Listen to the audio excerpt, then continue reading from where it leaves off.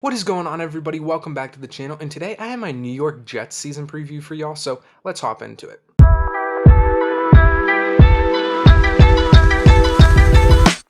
And if you like this type of stuff, please consider subscribing. But anyway, last year the Jets finished with a 7-10 record. They missed the playoffs and finished last in the AFC East.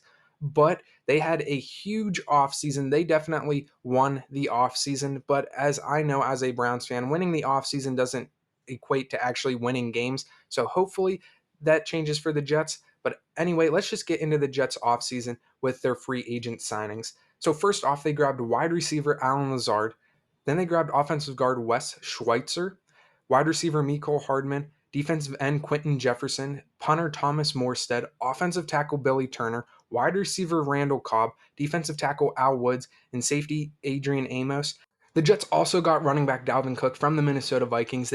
And if you see a little bit of a trend there and you're like, oh, wow, there's three Packers and what he just said. If you didn't know at this point, they also made the trade for quarterback Aaron Rodgers, and they also made a trade for safety Chuck Clark, but he tore his ACL in practice and will be out for the season. So even though they did make that trade, he will not impact the team this year because he will be injured.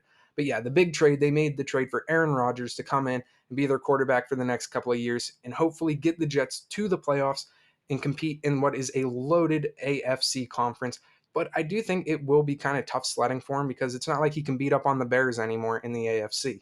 So they also re-signed and extended guys like linebacker Quincy Williams, defensive tackle Quinnen Williams, they're brothers if you didn't know that, kicker Greg Zuerlein, defensive end Solomon Thomas, and offensive guard Connor McGovern.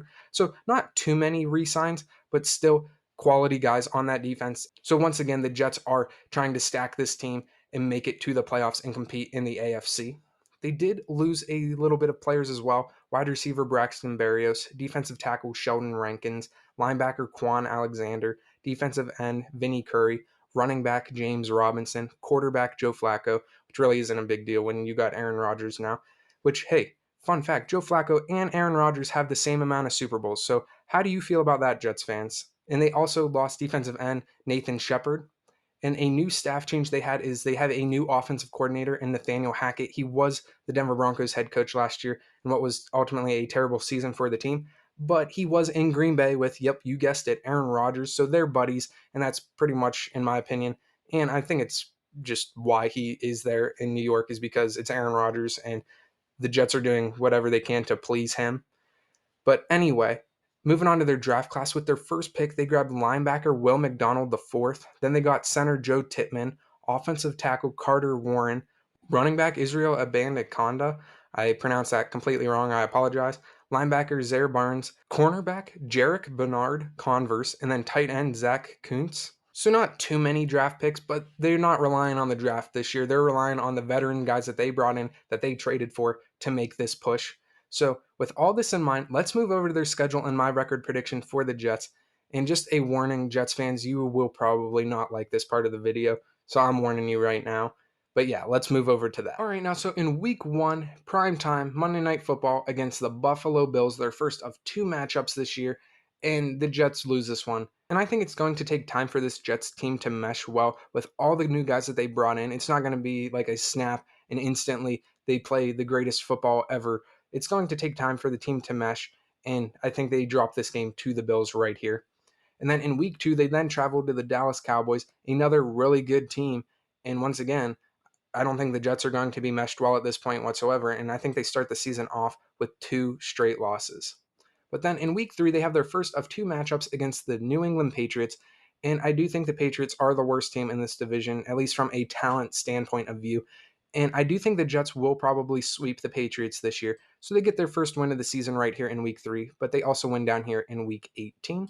But then another primetime game, the first day of October, they have the Kansas City Chiefs. Patrick Mahomes welcomes Aaron Rodgers into the AFC by beating the Jets. But then the following week, they then travel to Denver and play the Broncos and get their second win of the season. And then the following week, they welcome in the NFC champions, the Philadelphia Eagles. So they play both the Super Bowl teams from last year in a 3-week span. So that's tough. And the Eagles beat the Jets as well. And they have a relatively early bye week in week 7. So at their week 7 bye, they are sitting at a 2-4 record. So not very good. And then coming out of the bye week, they have the New York Giants. I know it says at New York Giants, but if they play in the same stadium, it's really a home game for both of them. But I guess they have to say that it's one way or the other. But they lose to the Giants out of their bye week.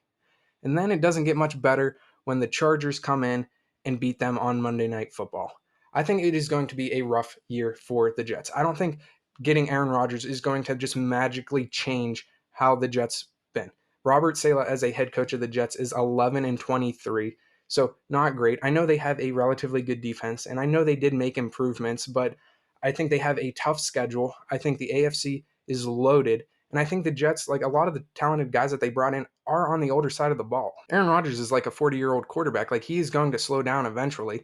Like I said earlier in the video, it's not like he can beat up on the Bears anymore. There's not a lot of teams in the AFC that he can just go in and destroy. The division that he's playing in now, the AFC East, is going to be a lot tougher on him. But anyway, let's just keep moving. But then they have the Las Vegas Raiders, and I do think they get a win right here. And then they have the Buffalo Bills once again, this time in Buffalo. And I think, once again, the Bills will beat the Jets. So the Jets lose once more. And then they have their first of two matchups against the Miami Dolphins, who will be competing in that AFC East for the division title, looking to get back in the playoffs.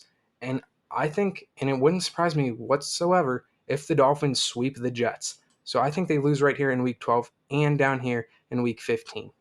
But then in week 13, they have the Atlanta Falcons, who I am pretty high on, but I do think Aaron Rodgers and the Jets can come together and string a few wins together. So I do think they can beat the Falcons right here in week 13, as well as rookie quarterback CJ Stroud and the Houston Texans down here in week 14. Then we already talked about this Dolphins game. And then moving over here, we have the Commanders on Christmas Eve, and I do think the Jets can win this game. So they win this one right here. And then in week 17, they then travel to Cleveland, play the Browns, Thursday night football, but this game could get flexed out of it because it's later in the season. But that's besides the point. So the weather conditions could be horrible here, which in my opinion would benefit the Browns. And I think the Browns will be playing for something this season, whereas I think the Jets it's just a wash year for them. So I do believe that they lose this game right here to the Browns. So that brings the Jets season total to once again a 7-10 record. Not what Jets fans are looking for, not what Robert Saleh is looking for, not what Aaron Rodgers is looking for. And I think it just contributes to everything that I've said before. Like, the AFC is no joke. Aaron Rodgers isn't in the NFC North anymore. He can't beat the Lions. He can't beat the Bears anymore. Yeah, I know a lot of Jets fans are going to hate this video if they watch it, but I just think the Jets don't have an easy schedule. They don't have a lot of guaranteed wins here. So I think a lot of these games are going to be scrappy games that if you have a 40-year-old quarterback, it's going to be a lot harder to win. So yeah, I know this is going to be a very unpopular opinion. I get that, but hey, not everything can be sunshine and rainbows. So yeah, let me know what you guys think about this record. I know a lot of you are probably going to hate it, but anyway, leave your thoughts down below. Like the video. Please subscribe to the channel. I will catch you with another season preview. God bless.